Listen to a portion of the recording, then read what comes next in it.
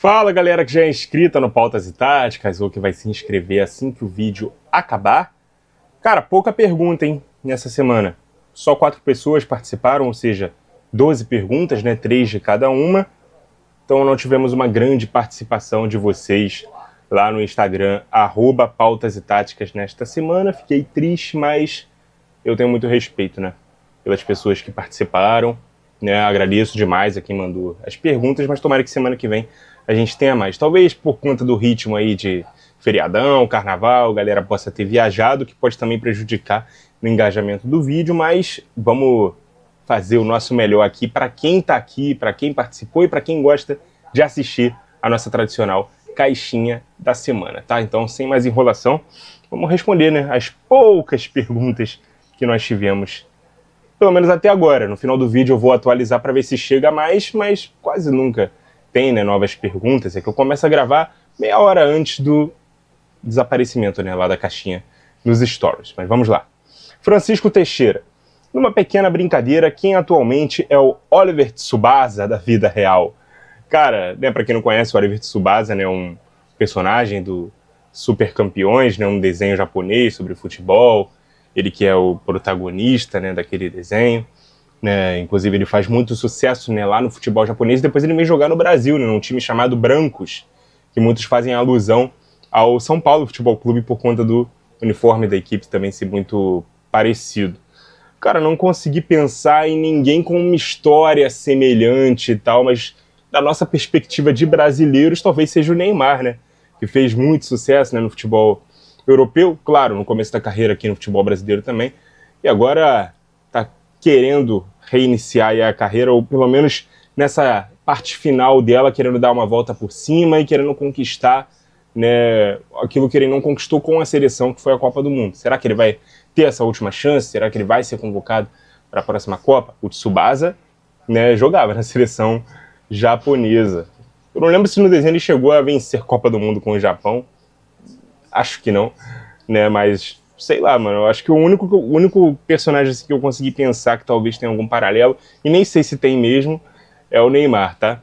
Mas fica aí, eu vou devolver a pergunta para os nossos espectadores. Que jogador do futebol atual pode se assemelhar ao Tsubasa, se é que você conhece a história do Tsubasa?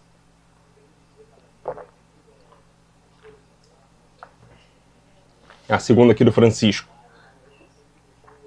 O que achas da nova lei de jogo que o campeonato japonês implementou? Né, eu fui perguntar para o Francisco que lei era essa, porque eu não tinha conhecimento, né? Ele me falou que basicamente é de não haver mais empate, né, no campeonato japonês. Uma vez que tenha um empate, cada equipe leva um ponto, mas o jogo vai para os pênaltis e o vencedor dos pênaltis leva mais um. Ou seja, a vitória nos pênaltis dá ao vencedor 2 pontos. O empate no tempo normal dá ao perdedor dos pênaltis apenas 1 ponto. Eu acho legal, tá? Eu acho uma medida interessante, mas talvez o campeonato fique um pouco desequilibrado por conta disso, né? Porque sempre vai ter equipe somando 3 pontos, 2 pontos por jogo. Eu não sei qual seria o impacto prático disso numa tabela de classificação, né? E como é que seria o critério de desempate também? Vitória nos pênaltis? Será que vai ter isso daí? O empate já não teria mais, né? Então, qual seria o peso, né, dessas vitórias nos pênaltis no campeonato de uma forma geral? Mas a ideia me parece boa. Me parece boa. Só que vai ter bastante time aí saindo de campo mais decepcionado mais vezes, né? Porque tem jogo que às vezes o empate é bom negócio, e aí, de repente, jogar pelo empate para depois chegar nos pênaltis e arriscar perder, vai fazer muito time aí que empata muito ter mais derrota acumulada. Isso com certeza. Beleza? A terceira aqui do Francisco. A altura dos guarda-redes, né, os goleiros, é assim tão fator preponderante ou é algo supervalorizado? Cara, com certeza o que mais importa, né, no goleiro é ele ser bom tecnicamente, né, ele ser um defensor seguro debaixo das traves. Se ele é grande ou pequeno, isso importa pouco, mas é claro que quanto mais alto é um goleiro, mais ele vai ter chances de pegar uma bola em que exija que ele se estique mais, né, que exija mais da envergadura dele. Mas se ao mesmo tempo ele for um goleiro alto, né, com uma boa envergadura, mas um goleiro ruim, fatalmente ele vai sofrer esse gol. Então, claro que se autoajuda, mas não é preponderante não, tá? Claro que um goleiro baixinho também não é nada confiável, beleza? Mas entre um goleiro alto e ruim ou baixo e bom, eu ainda prefiro o baixo e bom.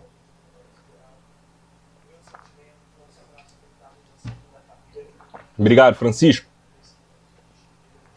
Topzera 1910 e André mandaram perguntas aqui praticamente ao mesmo tempo. E aí eu vou ter que ler 2 do Topzera, 2 do André, a última do Topzera, a última do André, porque eu vou aqui seguir na ordem, senão eu vou acabar me atrapalhando e esquecendo alguma, beleza? A primeira do Topzera. O quão incrível foi o Leverkusen invicto na Bundesliga, já que o Bayern não conseguiu esse feito? Acho que a resposta já está no enunciado, né, cara? É um feito que realmente nunca aconteceu no futebol alemão, ele é quase inédito no futebol europeu, mas eu já me lembro, né, de outras 2 vezes que aconteceu, né? Na Inglaterra o Arsenal foi campeão invicto e na Itália a Juventus também já conseguiu esse feito. Né, o Leverkusen, principalmente por ser um time que nunca tinha vencido a Bundesliga, conquistar a sua primeira liga alemã desta forma, com certeza é histórico, tá? Então realmente é incrível, é inacreditável e dificilmente a gente vai ver algum outro time fazer isso de novo, seja o próprio Leverkusen, seja o Bayern. Então, talvez tenha sido a primeira e a única vez que aconteceu na história do campeonato alemão, beleza? A segunda do Topzera. Qual time está tendo o melhor futebol nesse início de temporada aqui no Brasil? Cara, você sabe que eu não tô me surpreendendo positivamente com nenhum time até o momento? Não tem nenhum que esteja se destacando mais do que os outros? Pelo menos ao meu ver, tá? Eu vejo tudo muito nivelado, até as más fases têm contextos, têm asteriscos, ou são times que ainda estão, né, jogando com equipes reservas, ou equipes que ainda estão se apresentando e se montando aos poucos por conta de ainda termos uma janela de transferências aberta. Então nada é muito definitivo não, nesse começo de campeonato. Nesse começo de temporada, né, melhor dizendo. Cara, mas se eu tiver que destacar alguma, seria o Bahia. Tá? O Bahia ainda está invicto. O Bahia tem um empate e todos os outros jogos que ele fez na temporada são vitórias, beleza? Ou triunfos, né? Já que o torcedor do Bahia não gosta da palavra vitória por razões óbvias. Então, assim, se eu tivesse que destacar algum, seria o Bahia, mas não que esteja enchendo os olhos, jogando um futebol encantador, não é isso. Mas acho que em termos de resultado é o que tem chamado mais atenção essa estatística aí, né? Estar invicto ainda na temporada e com apenas um empate, que foi em casa contra o Fluminense, né, na segunda rodada do Campeonato Brasileiro. Todos os outros jogos foram vitórias, né, foram triunfos. Inclusive 2 triunfos fora de casa contra Corinthians e Vasco, beleza? 2 equipes que têm mando de campo forte e tal. Aí antes de ler a terceira do Topzera, vamos à primeira do André. Algo no futebol que te causa raiva. Exemplo, o desgraçado do Rice nunca mais fez um gol de falta. Né? O André que torce claramente aqui, né, evidentemente, né, para o Real Madrid. Né, e naquele jogo o Rice meteu 2 golaços de falta. E aí nunca mais ele fez um gol de falta, como eu também nunca antes desse jogo também tinha feito. Né? Não era um jogador que se destacava por ser um excelente cobrador de faltas. Cara, eu acho que o que me causa raiva assim, de uma forma tão específica é o Botafogo vender tanto jogador e não ter dinheiro. Sabe, não ter dinheiro para investir, não ter dinheiro para pagar as contas, saiu finalmente do Transferban, graças a Deus, mas os bonequinhos novos aí, né, de transferência ainda não chegaram, a gente vê que vai ter outros problemas também, porque ainda tem dívidas a serem pagas a curto prazo, times que não receberam em outras transferências, então como assim, o Botafogo é uma SAF, né, vendeu tanto jogador, né, tinha ali uma questão de caixa único, né, com o Lyon e outros clubes, vários desses ativos, né, desse dinheiro que entrou de premiação, de cota de TV, de venda de jogador, foi para salvar o Lyon lá do rebaixamento, e aí o John Textor fez aquela manobra lá, né, para poder salvar o Lyon e deixar o clube lá nas mãos de outras pessoas ali, né, dentro da Eagle, e essas pessoas acabaram por afastar o Textor da Eagle, então já não existe mais o caixa único, né? Agora cada equipe tem o seu caixa, os problemas do Botafogo são do Botafogo, o Lyon está devendo valores ao Botafogo e o Botafogo tem uma coleção de dívidas aí para pagar. Então, essa venda aí essa enorme venda de jogadores, né? E o dinheiro não fica com o clube, o clube ainda tem problemas financeiros, mesmo sendo SAF, isso aí é uma coisa que me incomoda bastante, beleza? Não é de campo e bola, mas me incomoda demais. A segunda aqui do André. Qual drible você mais gosta de ver acontecendo? Confesso que um elástico bem dado me faz levantar. O elástico é bem difícil de ver, né, cara? Cara, eu acho que a caneta. A caneta eu acho que é mais desmoralizante, né? A bola passar entre as pernas, né? E aí você pode chamar de ovinho, janelinha. Em cada lugar do Brasil aí tem um nome, mas acho que a caneta é um nome mais de comum compreensão, né? Mais universal. E eu acho que é o drible que mais não é raro como elástico, mas acho que é o mais desmoralizante. Acho que o marcador ele demora uns segundos ali para se recuperar da caneta. Alguns apelam, né, para falta, para não deixar completar. Tem tudo isso também, né? É caneta só o ato de passar a bola entre as pernas do adversário ou a caneta tem que ser completa? A caneta incompleta não tem o mesmo drible, não tem o mesmo brilho. Eu acho até que tem, tá? Porque a humilhação já aconteceu ali do cara ter conseguido passar por você, né, colocando a bola entre as suas pernas. Para mim é o drible assim mais desmoralizante do futebol.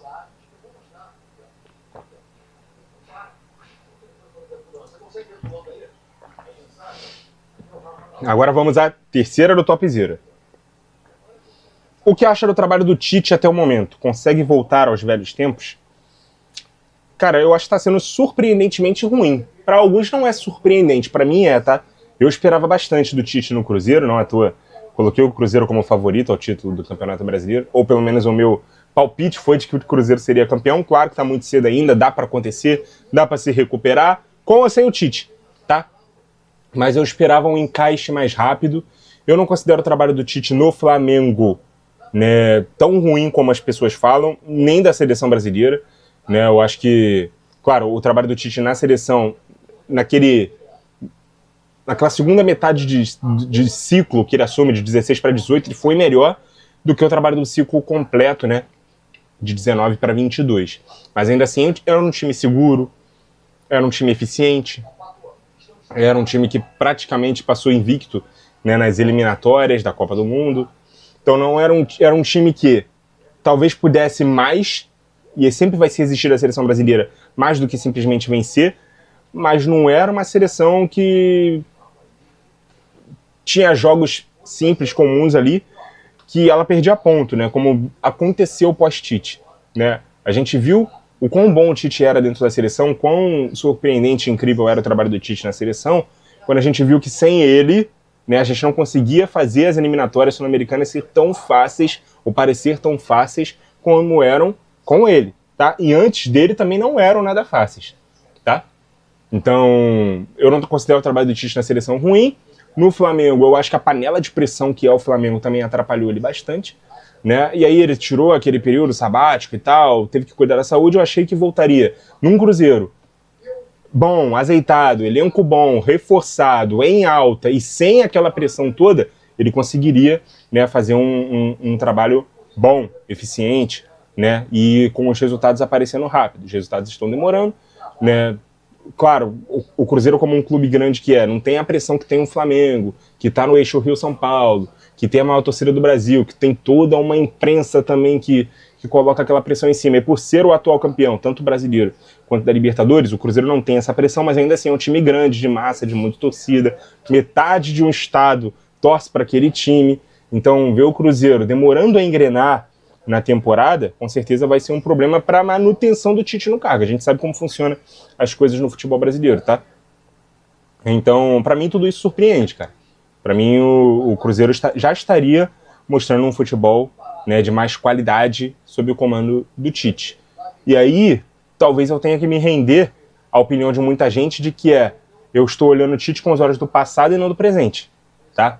Eu ainda acho o Tite um dos melhores, se não o melhor técnico brasileiro em atividade.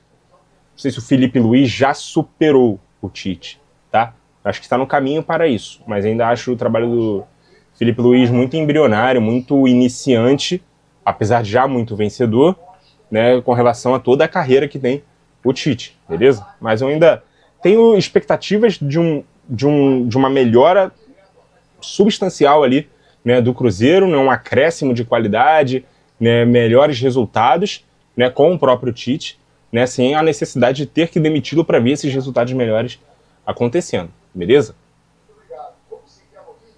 Outra coisa que eu posso falar aqui também é que, porra, eu até considero o Leonardo Jardim, né, o antecessor dele no Cruzeiro, um técnico melhor do que o Tite.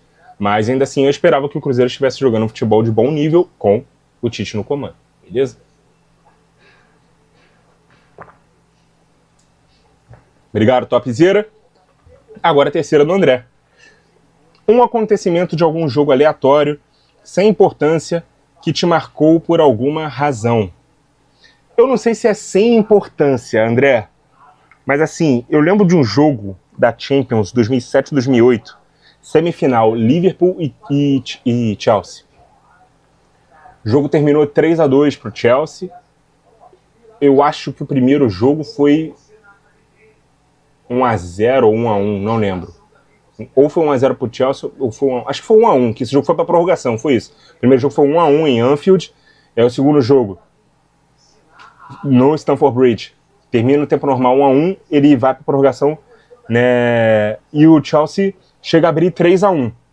Tá? O gol do Liverpool do 3-2 foi um gol do Ryan Babel, que assim, eu com 12 anos de idade, em 2008, vi aquela pancada de muito longe do Babel, e pra mim foi um gol assim, do meio do campo, inigualável, impressionante, inacreditável.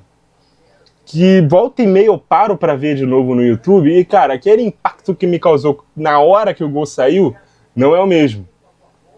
Parecia que era de muito longe, parecia que era do meio do campo. Foi um gol de fora da área, pô. Foi um gol de longe, claro, um golaço, né? A bola sobe, só para no gol. Não é aquele gol que a bola sobe, cai e cai no gol, não. A bola vai subindo e ela ainda no alto bate na rede. É um gol bonito. Não me impactaria tanto, né, se não tivesse sido um gol bonito, tá? Mas se eu parar pra ver agora no YouTube, cara, eu acho que eu já vi muitos gols mais bonitos que aquele, que não tiveram pra mim o mesmo impacto que aquele gol teve naquele momento, né, da minha vida, da minha infância, adolescência, né, 12 anos, né, e, pô, do alto do meu desconhecimento de futebol naquele momento, de ter visto poucos gols como aquele, então não teve o mesmo impacto, e foi um gol que não alterou no resultado do jogo, tá? Naquela época ainda tinha gol fora de casa, então eu lembro da narração que foi do Éder Luiz na Record, foi onde eu vi o jogo, né? A Champions passava na Record, inclusive, grande momento da minha vida em que a Champions passava na Record, porque eu não tinha TV a cabo, o jogo passava na quarta-feira, e antes do jogo de quarta-feira, eles mostravam todos os melhores momentos de todos os jogos da terça. Então era um momento ali, pô, eu estudava de manhã, né? Chegava de tarde, sentava à tarde, parava para ver os melhores momentos de todos os jogos da Champions, de terça-feira, e depois um jogo ao vivo, quarta. Cara, era para mim fantástico, era o auge do meu dia ali, eu sempre esperava ansiosamente pelas quartas-feiras de Champions. Era maravilhoso para mim, né? Aquele momento. E o jogo desse dia foi, né, Liverpool e Chelsea, e aí eu lembro da narração do Éder Luiz, ele gritando muito, mais um gol e é o Liverpool que vai pra final! E não aconteceu o outro gol, né? Então por isso que não teve tanta importância assim aquele gol, né? Só você viu para diminuir o placar. O Chelsea venceu, foi pra final e acabou até perdendo a final pro Manchester United, né? Nos pênaltis também. Mas foi um gol que me marcou bastante. Se vocês conseguirem ver aí, né, os melhores momentos, os gols dessa partida, vocês vão ver o gol do Babel. Foi um golaço, mas não foi um gol do meio do campo como parecia pra mim quando eu tinha ali 12 anos e o gol aconteceu, beleza?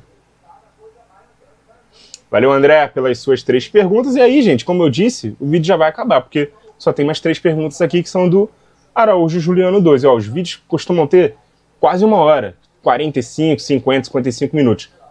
Vou chegar nos 20 aqui, superar um pouco a marca dos 20, e já vai acabar se não chegou mais perguntas, né?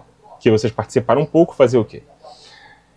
É verdade que o Arrascaeta se encaixaria melhor na seleção brasileira? Eu fiquei em dúvida aqui sobre essa pergunta do Juliano, né? E até perguntei para ele, se encaixaria melhor do que quem? E ele quis dizer, né, que o Arrascaeta falou que o estilo de jogo dele, né, se encaixaria melhor na seleção brasileira do que na uruguaia, tá? E aí a gente pode debater realmente se isso é verdade ou não. Eu acho que a concorrência do Arrascaeta na seleção brasileira seria mais difícil, tá? Com toda certeza, obviamente. Claro que a gente não tem um meia propriamente dito como o Arrascaeta, mas a gente tem usado jogadores que são atacantes, né, pontas, né, nesta posição, como o Rafinha, né, o Matheus Cunha, que outrora foi centroavante, é mais segundo atacante, né, o Rodrigo pode jogar assim, o próprio Neymar, não sei se ele vai voltar à seleção brasileira, mas até o momento que estava sendo utilizado também estava jogando nesta posição aí de 10, né, e com certeza o Arrascaeta não venceria a concorrência da maioria desses caras, talvez venceria do Matheus Cunha, tá? Mas de Rafinha, Rodrigo ou Neymar, fatalmente não. Então, assim, eu não sei se encaixaria melhor no estilo de jogo, da forma de jogar, se é uma crítica ao Bielsa, mas no Uruguai ele tem mais chance de ser titular. Eu não sei se ele está sendo, né, com os técnicos anteriores eu sei que ele não vinha sendo, mas com o Bielsa eu acho que ele tem mais chance de ser titular porque a concorrência é menor, beleza? Eu acho que o que pega muito no Arrascaeta é a falta de intensidade, né? Muitos, inclusive, se perguntam como um jogador com a qualidade que tem o Arrascaeta, né, nunca chamou tanto atenção assim do futebol europeu e construiu a carreira dele praticamente inteiramente no Brasil, né? Lembro do Arrascaeta no Defensor do Uruguai, depois ele vai para o Cruzeiro, depois ele vai para o Flamengo e por aqui ele cria raízes, né? Não que seja o balizador, né, para a carreira ou para o sucesso ou de talento de algum jogador ir para a Europa, fazer sucesso na Europa ou não, tá? Eu acho que a carreira do Arrascaeta é fantástica, jogando mesmo no futebol brasileiro, tanto no Cruzeiro quanto no Flamengo. Mas eu discordo, cara. Eu acho que o Arrascaeta tem bem mais chances de ser titular e de brilhar e até mesmo de ser convocado, né, no próprio futebol uruguaio, na seleção uruguaia, do que na seleção brasileira. Beleza? Então eu discordo aí dessa afirmação. A segunda do Juliano: como você avalia o trabalho do Crespo? Mano, eu acho que ele tá fazendo o máximo que ele pode com o material que ele tem e no ambiente que ele tem, né?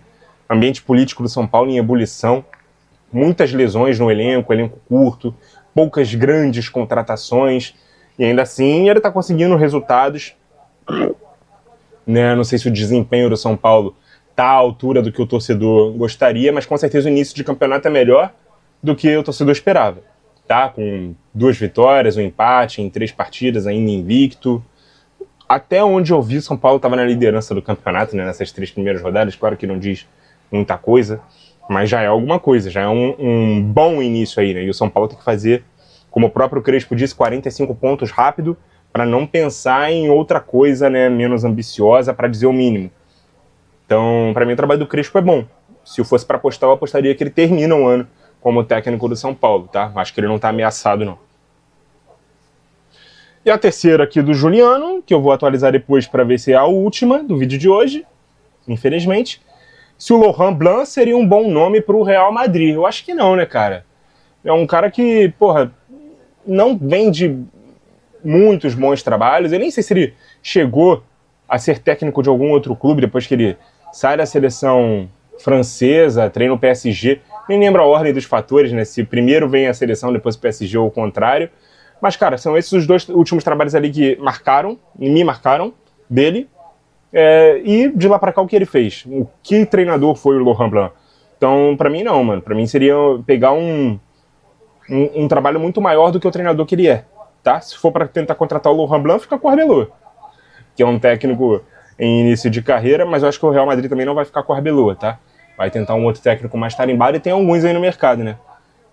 Essa semana, por exemplo, o De Zerbi, não acho que é do estilo que o torcedor do Real Madrid gostaria, mas é um técnico de costas largas, tá? Eu gosto do trabalho do De Zerbi, tá no mercado aí. Acho que seria uma boa aí para times que estão precisando de treinador, beleza? Mas o Plan, não acho que encaixa com o Real Madrid, não. Pelo treinador que ele é, pelos últimos trabalhos que ele teve.